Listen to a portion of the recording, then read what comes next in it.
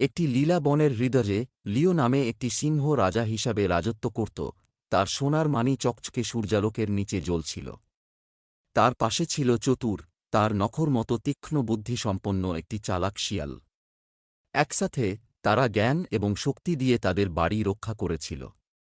একদিন তারা জ্যাক নামে একটি অল্প বয়স্ক ছেলের মুখোমুখি হয়, যে জঙ্গলে তার পথ হারিয়ে ফেলেছিল। লিও জ্যাকের চোখে ভয় দেখে তার সুরক্ষার প্রস্তাব দেয়, যখন চতুর ছেলেটিকে কৌতূহল নিয়ে তাকায়। জ্যাক তাদের সাহায্যের জন্য কৃতজ্ঞ, তাদের অ্যাডভেঞ্চারে তাদের সাথ। বনের গভীরে যাওয়ার সাথে সাথে তারা অনেক চ্যালেঞ্জের মুখোমুখি হয়েছিল। চতুরদের ধূর্ততা তাদের শিকারীদের দ্বারা সেট করা ফাঁদগুলিকে ছাড়িয়ে যেতে সাহায্য করেছিল, যখন লিওর গর্জন যে কোনো হুমকির মেরুদণ্ডকে কাঁপিয়ে দিয়েছিল।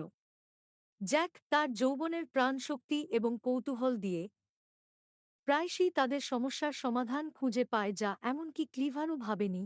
তাদের বন্ধন প্রতিটি ক্ষণস্থায়ী দিনের সাথে আরও দৃঢ় হয়েছে, একটি অটুট বন্ধুত্ব তৈরি করেছে। একসাথে তারা গোপন ধন উন্মোচন করেছিল, প্রাচীন ধাঁধাগুলি সমাধান করেছিল এবং ভয়। কিন্তু তাদের সবচেয়ে বড় দুঃসাহসিক কাজটি হয়েছিল যখন তারা একটি লুকানো গুহায় হোঁচ খেয়েছিল। গুজব ছিল যে একটি জাদুকরী আর্টিফ্যাক্ট রয়েছে যা বনে শান্তি আনতে পারে। লিওর শক্তি, চতুরতার ধূর্ততা এবং জ্যাকের সাহসিকতার সাথে তারা গুহার বিশ্বাসঘাতক গভীরতার মধ্য দিয়ে নেভিগেট করেছিল, বাধাগুলি অতিক্রম করেছিল যা তাদের দক্ষতা এবং সাহসের পরীক্ষা করেছিল। কিন্তু তাদের সবচেয়ে বড় দুঃসাহসিক কাজটি হয়েছিল যখন তারা একটি লুকানো গুহায় হোঁচ খেয়েছিল। গুজব ছিল যে একটি জাদুকরী আর্টিফ্যাক্ট রয়েছে যা বনে শান্তি আনতে পারে।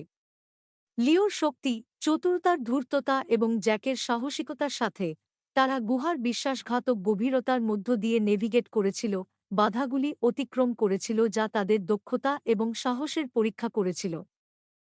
শেষ পর্যন্ত তারা বিজয়ী আবির্ভূত হয়। হাতে শিল্পকর্ম, তারা বনে ফিরে আসার সাথে সাথে তারা জানত যে কোন চ্যালেঞ্জই তাদের আলাদা করতে পারে না, কারণ তারা কেবল একটি সিংহ, একটি শেয়াল এবং একটি ছেলে ছিল না। তারা একটি দল ছিল যা সর্বশ্রেষ্ঠ সাহসিকতার দ্বারা আবদ্ধ ছিল, বন্ধুত্ব।